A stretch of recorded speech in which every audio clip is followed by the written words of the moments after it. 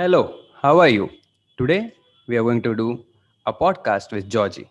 Georgie is the founder of Global Link Service. What are we going to talk about? We are going to talk about paid ad strategy for small businesses. And we have Georgie with us. Georgie, from a very young age, was always interested in technology and computers. Fast forward few years, Georgie has a master's degree in digital marketing and has been a fellow member of the Chartered Institute of Marketing. Georgie has worked into the advertising world for different countries, for Georgia, Russia, and England. Welcome, Georgie. Welcome to the show. Thank you very much, Sahil. Thank you. Well, welcome, everybody. And ladies and gentlemen, thank you very much for a very warm welcome, Sahil. Just a couple of words about myself. Yeah. As I said, I have lived I was born in Georgia. I was raised in Russia and lived half of my life here now in England. And as you mentioned, I always had a passion with technology since a young age. Passion kind of stuck with me. So, as I said, I've done a business information uh, degree. Then I've done digital marketing master's degree, and I tried to pursue this for the kind of for the past 10 years, I would say at least. Uh, and he keeps me going, keeps me motivated. There is always a new challenges within the digital marketing industry, and it's been an interesting journey. We'll see what lies ahead as well. Great. I think one thing which I have seen in all the digital marketers who have been fairly successful in a way is they are always curious, is what we also discussed just few moments ago. That Yeah. curiosity is something which always keeps them going, because every time, every 6 months, things are changing, and then you have to find some other way of doing it. And the things that we are going to talk about, Facebook ads, Google ads, or advertising in general, paid ads, it has changed a lot. What has been so the overall arc? How do you think the whole shift is coming in last? So you have been in the industry for last 10 years. Facebook has just killed its organic reach. Instagram is coming down in organic reach. That is also there. What do you feel about the whole thing? How is the shift coming? I mean, the shift has been there for years and years. Our job as a marketer is to try to adapt to ever coming changes and the best ways possible. Obviously, with the latest introduction with the iOS 14, if you've been aware of that, the Pixel, there has been a slight issues with the tracking for the especially the e-commerce. But then again, it's a little challenges, and we have to just work way around them and to find solutions. That's what we here for. And as I said, as I mentioned, that's what makes the job interesting because it's always ever constantly changing industry, especially with Facebook. It's constantly updating new algorithms, same with the Google. And to keep on top of it, you have to have a little bit of curiosity, definitely, as a digital marketer, and to be on top of it. And yeah, a little bit of a passion and the curiosity. I think it's a good ingredient for Great. a So digital we marketer. have the ingredients ready, and let's get to the cooking part now. So, number one question: where to start Facebook ads, or where to start Google ads, or what should be the first step before starting the ads, or what should be the mindset of getting into the ads world? That's a really good question. A really good question, and there is a few steps that should be considered before you advertise. Start advertising. First of all, Okay. to save you time, money, and headache. To put it simply. So, with regards to the channels, different channels that you're approaching, the planning obviously is the key part. First of all, to identify, define your advertising goals, what you're trying to achieve uh, as a business, as a service, as a business owner.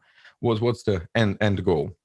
A second mistake from the clients that I have worked with, I've seen is they don't spend enough time on identify the right target audience before doing the advertising. Then somehow they get a little bit frustrated because the conversions is not there, and etc. etc. But identifying the right target audience, first of all, it will save you the time. You will get a straight away better quality leads for a cheaper cost. So it's a win-win situation if it's done correctly, mapped out correctly beforehand. And then another important part to identify where the target audience is, because I mean, one thing is Facebook, another thing is Google, and they are a little bit different in terms of how I would classify them. Not all. not for every business is the Facebook. So, for example, when the client comes to me and says, "Here we go, I have a service, such a service," depending on the service, depending on uh, client type, depending on the product, we obviously the two largest is the Facebook and Google, but they have a totally different concept. Of when we use the Facebook, is for more I would say the brand awareness, where educational part comes into part where we have to educate a little bit the consumer. Where Google is a little bit opposite because people are already aware of the services or the products that they're looking for. So they are halfway there to the conversion. And that's why we call them or classify them as a warm leads always. And there will always be a little warmer leads than the Facebook, where it doesn't require you to spend any time to educate the consumer, to let them know about your product or the benefits of the product, because the client is past that stage and they going to the Google, actually looking either to purchase your service or product. And that's where we have to identify the line at the beginning. So straight away, we will see based on service or the product, which channel is the better. Also, there is a LinkedIn as well. We don't have to forget for specific products and services, but the main ones is still Google and the Facebook for the majority of the advertising. So I would definitely keep that in mind as well. So depending on where you're going, what service you're offering, always to keep in mind that there is two different channels, where one requires educational content, brand awareness content, and the one where people are already looking for your services. And the data is already available. So, I mean, to start with, even a Google Keyword Planner will give you the basic details of the volume searches for your product or services. And then you can make a more constructive decision based on actual data rather than taking a guess, if that makes sense at all. So that was probably first kind of a steps towards going in the right direction. Then obviously you would consider the right budget, right the campaign format, where you want to campaign, for how long you want to campaign, what you're trying to achieve with the campaign. Then obviously you try to, have a few products in line as well. I always tell them, the business owners or the whatever they're selling, is to not just to have a one single product, but at least a 2-3 products, because it's very hard to have a business with a single product in existence, where you cannot have any upsells, any follow-up emails to any sales. So that's always another interesting fact, but it's always good to prepare early. So rather than going all out with a one single product, maybe hold on a bit and prepare 2-3 products, have it for the upsells, etc., and then try to launch. And that's another point. And obviously the testing, measuring, and that's the key. One of the great advertisers says, David Ogilvy, if you don't stop testing, your advertisers will never stop improving. So that's really, really true, and it comes down to this digital age. To improve, you always gotta keep testing with a different creative, with the different graphics, with the different variations of the ads, specifically with the Facebook, but with Google as well. Yes. I think testing is the most important part, where a lot of people fail in advertisements, and because they just start with one campaign and then they feel like the number is in the range which they had already thought about. So maybe the conversion rate, or maybe the per click rate which is coming on them, and those kind of things. CPC is something that they had thought about and it is matching, and then they stop experimenting. So Absolutely. yeah, so one thing that I think everybody can take away from this podcast is, don't stop experimenting, because if you stop experimenting, if you stop testing, you won't be able to grow. And sometimes in Facebook and other things, what happens is the audience becomes obsolete after a point, and Absolutely. your ad is not going to create more impact. It is just going to go, the cost is just going to increase day by day, because it is showing the ad to the same ad audience and those kind of things. So you need to bring some freshness into it, you need to bring some changes. Absolutely. That's 100% correct. And Yeah. the more you test and more creative you throw, you have a more chance of getting that cost lower and the reach higher. Absolutely. So that's one tip to keep in mind as well with regards to testing. It cannot be undervalued. Okay. Mm. So, when we start the advertisement, one thing I think you said very well was understanding, for few people, Facebook is important, and for few people, Google is important, Mhm. because the kind of client you are attracting, and what the client needs. Because Facebook is a lot about, so if we know the IDA model, it is a lot about the awareness part, where you are showing the ads to a cold audience, and Google is all about somebody who has intended to search around those things. So it is search based advertisement in that way. Do you feel the audience network which are there? So Facebook has its own audience network, Mhm. ad network which is there, and Google has its own ad network. How important are these ad networks when we advertisement and when we advertise on these networks? So I mean, it is important, and they play in the monopoly. Really, I mean, where else would you go? I mean, yes, there is a Bing, obviously. There is a Yahoo for the Russian market, etc., etc. But Google still is leading the way. holds, yeah, 90% of the volume is still there. So obviously, the advertisers will still come back where the people is searching, where the volume is. Same with the Facebook.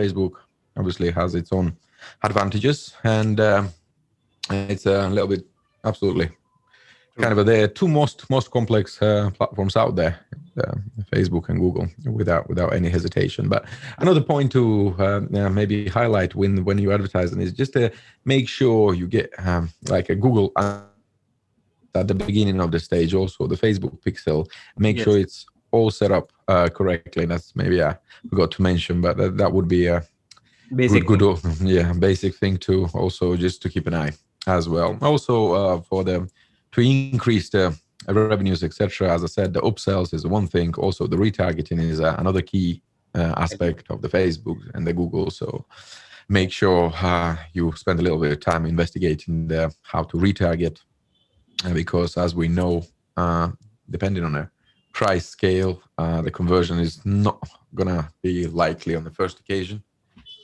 And more the price, more consideration, Retargeting. Yes. absolutely it needs, and that's how we anyways do it to True. So improve the price. let's deep down into the audience a bit and understand it first. So one thing is, before we start a campaign, we need to decide what we want to do. Mhm. So what are the kind of end goals that we are trying? If you can shed some light on it, that how can we select an end goal, because there are a lot of ways in which Facebook ads work. You can do it for app downloads, you can do it for traffic, you can do it for kind of conversion for e-commerce websites, you can do it for just website visits, and there are different ways of doing it. Can you explain broadly what are the ways and how the audience can tap into those things? Absolutely. I mean, that's why we mentioned the first is to identify the goals that you're trying to achieve. So either it's a lead generation, either it's a sales, either it's a app install. So it Yeah. could be millions of ways. Uh, but the one thing is still relevant is the what audience you're targeting. And if the audience is not right, you can have a list of thousands of people, Yes. but they're not going to be converting. You but have a maybe smaller percentage of people, but which are very, very Intended interested. audience. Yeah. Yeah, interested in your product. So you have a lot higher percentage of converting them types of clients.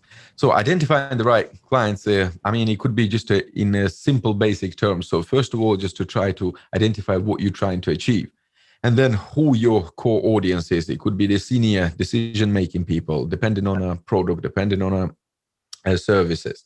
And that's why I said also with regards to the Google and the Facebook, I mean, I deal with the clients. I don't, my agency is not very big, and I only can manage a certain amount of clients, Yes. basically. And I tend to work with only a certain channels, how I put it that way, where I know there is a definite demand, and I True. can have the good return on investment for the client that way, rather than chasing every single client. So another good book would be the Breakthrough Advertising. If you heard Eugene Schwartz, he mentioned one concept which is really I liked it, and it saved me time, not only in a business and a client wise, but also working and doing advertising for the clients as well. Where he mentioned for to put it in my words, basically, he said that as a marketers, our job is to don't create the demand, but channel existing demand. So same with me. To create a demand for the product, it's very expensive. You have to educate the person. You have to roll out resources. You have to have a budget. You have to have a correct, and it costs a lot. And not every business owner may be aware of that. They think, oh, I have a great idea, but to roll it out, it's a brand new idea. Nobody knows about it, and it's either it's gonna be tricky, put it that way. And whether with the concept he says, like there is already existing demand, and that's what I do. I mean, on a Google, I identify the industries that I work with. I know they day in day out there is a volume for this demand. For me, it makes job a lot easier, and the client stays happy as well. So it's a win-win situation as well. And for any maybe a digital agency owners as well, that's a one maybe a tip to give, rather than just chasing every single client out there, because I tried that, and it just burns you out as well. You can acquire the clients, but acquisition is the one thing. Keeping the clients is totally another. So that's where you've got to be a little bit uh, honest as well with the clients. Well, I don't like, because my face is online, and my reputation is basically because I deal face to face with every single client pretty much.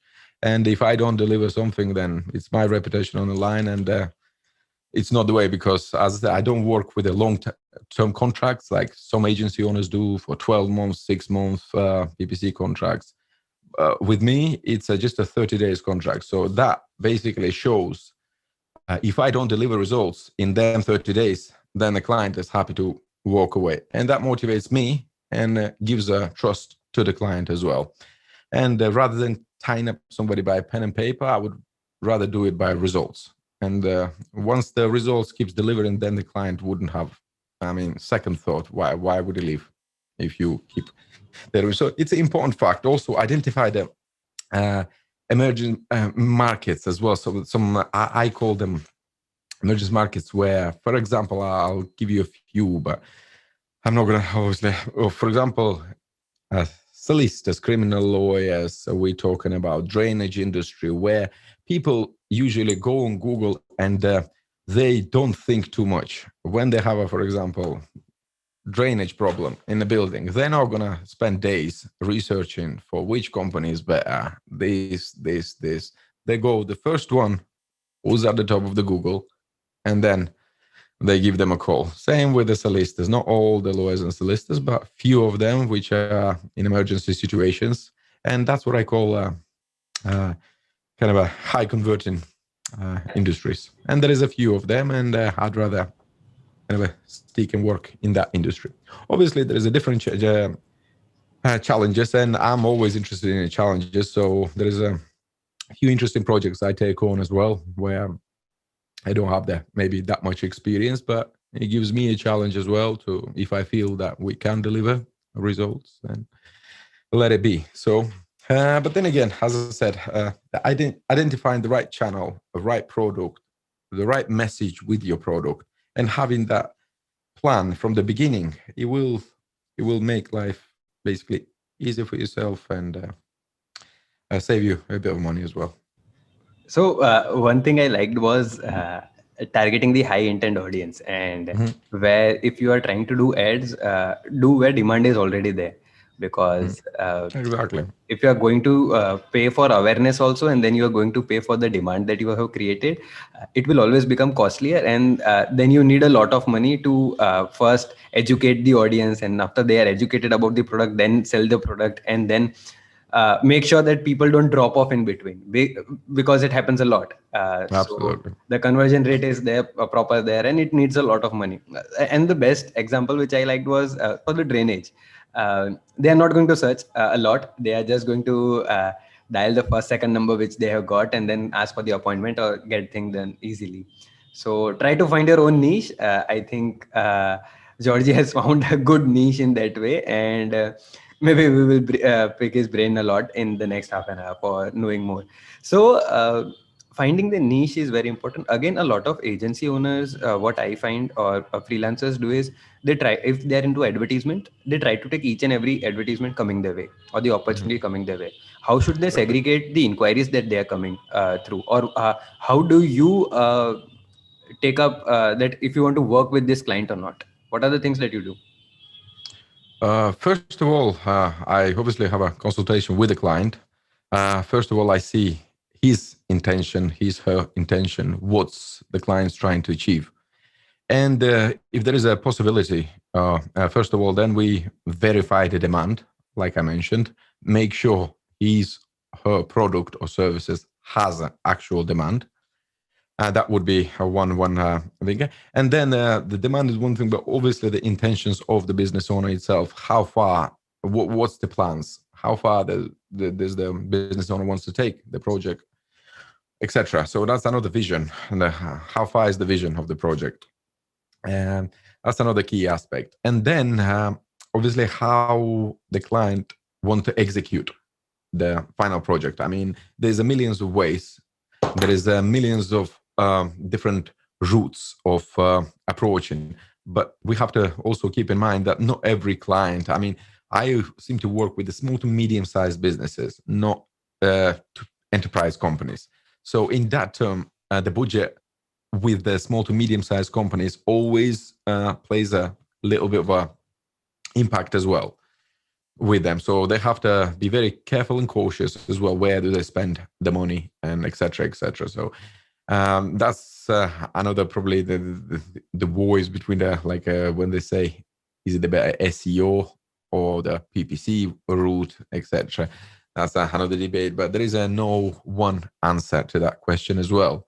So because SEO, as we know, it's a technical aspect. It does take time, and client has to be mentally prepared for that period of time. And no business owner can be just hanging about for 3 to 6 months and just wait until the SEO kicks in. So that's has to be substituted with maybe a PPC and an SEO if the client has. But some, as I've seen, some just like you mentioned, Sahil, some just take the clients out of, and then not only they get frustrated, the client gets obviously frustrated. The end result is not there, and obviously you have a zero chance of keeping that client. So that's what I'm saying. It's just it's a win-win situation. If you can disqualify this, it's a win for the agencies and win for the client itself if you can come to kind of an agreement. And obviously if the agencies have experience within a particular niche industry, it's always helpful because we've got the data, we've got the spend on both platforms. We know what converts, what doesn't, so we don't have to guess. I mean, where people, it would be hard to replicate, obviously, if you don't have the some kind of a statistics and data to go in, and if you don't have a experience in this field. So, but then again, obviously, if you're starting out and if you just have maybe a small budget, just a 5 or 10 a day, maybe it's just a play about with yourself and experiment. If you on a serious budget and you're trying to achieve something, then I would definitely get somebody professional involved, because first of all, it will save you the money what you spending, and second of all, you will get twice, 3 times as much results. So that's the balance and probabilities. Yeah. Okay, so when we say to get professional help, and so in a way, there will be a lot of agencies who are listening this, and they do these services for their clients also, handling the Facebook ads. What should be the approach in a way that there are different aspects of Facebook ads or Google ads. For Google, it is not a lot about the copy, not a lot about the graphics and those kind of things.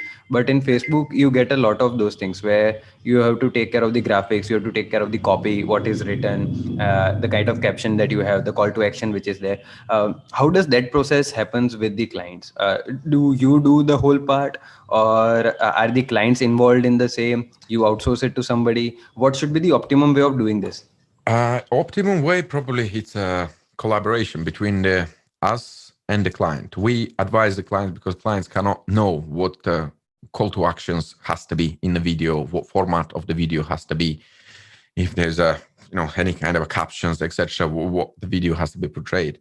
But we, from the experience, we know the attention span is very short. We know the video works really well with the Facebook. We know that the first 5 seconds of that video is very important, and the call to actions throughout the videos also another key. Then there is the time frame as well. The videos, the one thing we do like the videos with the Facebook, because it gives it gives the ability to retarget. So I'll give you another tip. When we do the video ads, so basically, let's say it's a 2-minute video ad based on a product or a service. We throw it out there to, let's say, main kind of audience. But what we do then is we highlight only people who watched, let's say, above 1 minute of that video or 1.5 minute of that video. Only people we will retarget is them that showed some interest. Obviously, if the people spend a minute watching, somehow they are connected to the product, and that's a good tip. And with the videos, it is work. So maybe to keep in mind. But as I said, absolutely with Facebook, it's a video, it's a visual. Uh, with Google, I mean, with the Google search, it's Yes. obviously it's a text based, and you've got to catch the attention differently. You still got to structure the ad correctly to have the higher quality score for each keywords, etc. To have the positioning right. I mean, Yeah. if you're advertising on Google, you want to be in the top 3 pack, where Yeah. the 70% of the clicks will be distributed between the one and third result. Yes. And so that's where you ideally want to be placed with. Then obviously there's different call to action extensions depending on the message you're trying to portray. And Google even allows you now to basically lead submissions throughout the search result. Then there's the display ads, and there's many ways as well. As I said, Google is a very complex, one of the complex platforms out there. And to say I know it 100%, I would be lying. I'm a honest True. man, True. and True. I know enough. But to say I know it all, I'll never say that. I'm still learning myself, and there's always something new. And That that reminds me, after doing so we have also done a lot of ads. We have done around 35 million Indian currency. We have mhm. spent that much. And then also we still are figuring it out in Facebook ads, Google ads. What is the new thing that they have done? They change things here and there. Facebook business manager is becoming complex day by day. Starting Facebook ads or Instagram ads is one of the easiest thing. You can start just by pushing that button, boost post. But when you get into the complexity, it is becoming day in and day out, it has become complex. But there is a hinge which I have, which a lot of people in the industry also Mhm. see, with machine learning coming into place. Mhm. There's a lot of job which a marketer used to do in Facebook Mhm. ads. Like you said that you are thinking about somebody who has seen the video for 1.5 second and 1 second and retargeting those people in that way. Do you think slowly and gradually Facebook is going to do the same thing themselves through machine learning and through those things? I mean, the machine learning is has been developing, and I think it's here to stay. It's definitely not going anywhere, and the Yeah. only way it's gonna start increasing, and more of the machine learners we will see. Same with the Google Ads. I mean, Yes. it's been really dominant, and I think it's really there is a really good use for the Google Ads machine learning. I mean, it Yeah. has really good benefits if you use it correctly. Can it replace completely the manual person? We may be not at that stage as of yet, because still the human brains, we are still free to analyze and think and Yeah. make our decisions in our own kind of a critical way, I would say. But nevertheless, automation and AI is there to play. It really helps with, especially with the video optimizations, etc. It saves a lot of time. I mean, True. specifically with Google. I mean, I use automation, and absolutely, without the automation, it saves me absolutely loads of amount of time. And you can use it really in a very creative ways now. There is so many ways of using a Google. There is a Google Scripts now, even based on the weather. So Yeah. like I've said, the drainage. So for example, when there is bad weather, we know we can automatically adjust the bids based on the weather. It's just So there is a really so much room to play with automation. Automation is just endless, endless. Then there is a bids, reporting, you name it. So True, true, true. And how important is for people to analyze things. You have focused on it a lot. You have said you need to analyze your ads. A lot of people say Facebook ads, it is important for it to run for one day. Some people say in the first 3 hours we know how is it going. Few people say for Google ads it requires at least 1 week to understand. Is there a half life kind of thing for these kind of things, or it is random guesses which different marketers have? I mean, it is it's still a guess. I mean, one will say that, one will say that, but Yeah. then but there is a kind of a time frame. I agree with you with regards to the Facebook. It's a little bit quicker. Yes. You will know your results if it's your ads gonna do well or not Yeah. within a 48 72 hour. Where with the True. Google, it does take a little bit longer. And I myself, I mean, I do advise for about a week at least to take the effect for the algorithm to kick in to take the effect.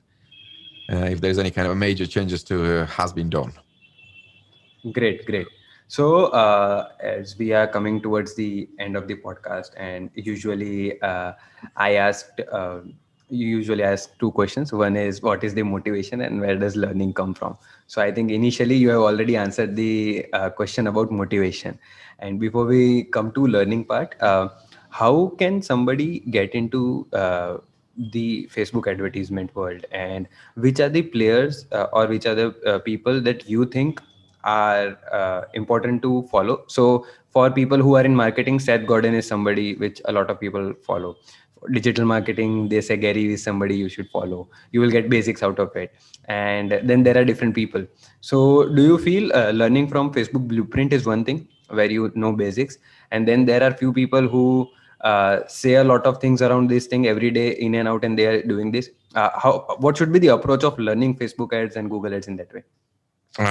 That's a really good question, Sil. And absolutely, there is some good courses. Don't get me. There is some good teachers out there, but there is also so many gurus and experts, so called, and that it would be hard to trust and take anything from them because they haven't done it for themselves.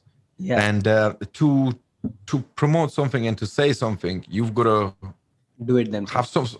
have some experience at least. I believe in that because otherwise, how can you be promoting something where you don't have a experience? So that's the one thing. Another thing is the blueprint, etc. Blueprint isn't important because it gives you the rules, the basics. Because a lot of accounts getting banned, Yeah. and now is the hot topic, obviously on the Facebook. We've been on the Facebook for about good, I don't know, 5 years. We never had any single issue with me or one of my clients. I mean, fingers crossed. And but because obviously there is a rules and there is a policy in place, you have to follow, you have to oblige. That's their Yeah. platform. They make the rules, and if you want to play, you got to play by their rules. That's absolutely fine. That's understandable, and that's what the blueprint will tell you. And it's good to read absolutely if you day in day out on a Facebook. Absolutely. So there is also on Google, with regards to the Google, there is free certifications as well Yes. on the Google platform, which is really helpful. Gives you the basic knowledge. You can take it for free of charge. And there is even a YouTube. I mean, even a simple places like that, the forums, the YouTube. There is a free Yeah. resources. You don't have to spend thousands and thousands to be educated. As we discussed at the beginning of the stage, the main thing is the motivation, curiosity, and a passion. If that Yes. combination is there, then, as I said, you don't have to have a degree. You can have just a library card and be a smart guy. And that's what it's all about. It's just a curiosity if you're really driven, and because it will have a challenges. Even the best pros in this industry will have a challenges. The accounts get shut down, the Yeah. revenue to keep the revenue kind of a steady, it's a challenge. To keep the CPM, it's a challenge. I mean, one day you can have a good great results, next Other day week. it comes down. Exactly. So the main thing is the consistency. Another key point is the consistency. If you can be consistent within there. your result, and within this industry, obviously, it's helpful as well. And but Great. yeah, as I said, my passion is kind of been always digital. I mean, from a young age, I kind of liked technology, like gaming, and from there, obviously, computers, IT, and kind of stayed with me. Great. I think one thing which all the marketers should understand, or while from this conversation which I get, is uh, helping being curious is something which will always help you in marketing. At least if you are in this domain of digital marketing, social media marketing. If you're branding and other things, it is different. But because everything changes, as you said, things become very constant. So CPC becomes constant, and then you are not able to do anything. So then you will have to always find another way of doing the same thing. You will have to find a growth hack of doing the same thing, and it is very important in that way. So Absolutely, Sahil. And with regards to one more motivation is yeah, just to see the transformation of the businesses, the small businesses, because the small businesses, when we deal with the small businesses, usually the small business owner is the business. yes, And when the business not doing well, it's not only puts the stress on business and the financial, but it could affect the family, it could affect the health, etc. So when I can help people, and when I can change and transform the business, and when it becomes a from unprofitable to profitable, it yeah, makes kind of a me feel happy. And because it's not just a marketing that I do, it's because I'm directly in contact with the business. I'm like an advisor, I'm like a consultant, I'm like everything is just not just the one thing advertising, because PPC and Google is good, but without taking other things in mind, like UX, yes, conversion rate optimization, we can divert the traffic to the website. But if the website and landing page is not converting, then we're still gonna have a little bit of a problem. So it's not just a one single basic concept that are PPC or the Facebook. It's a whole circle. combination of different aspects, and yeah. So also the email follow-ups, etc., automation, and many things. But as I said, with the one single episode, it's hard to touch all of the aspects, all of the Yeah. points as a whole. But as I said, maybe we have covered a little bit of basics, and if there is need, or if there is a your audience wants to hear more, I mean, I'm sure we would be happy to schedule Sure, sure. And if another one. our audience wants to reach out to you, Georgie, where can they Sure. reach out to you? I mean, I'm on Twitter, I'm on Instagram, I'm on pretty much LinkedIn. So Yeah, LinkedIn is the main platform that I'm usually is. Facebook is more kind of a Facebook is not active yeah, now. not active as much. So the LinkedIn probably would be, and my email is always on my website. So if there Yeah, is any questions, please, as I said, feel free to reach out. Would be honored to help and to add my best. thanks a lot, Georgie, for doing this. I had a great time. I learned a thing or two in the basics part, and thank you for doing this. Had a great time. Thank you very much, Sahil. I appreciate, and thank you everybody who's listening, and nice meeting you as well, Sahil. All the Thank, best. thank Thank you, you very much. thank you. Bye bye.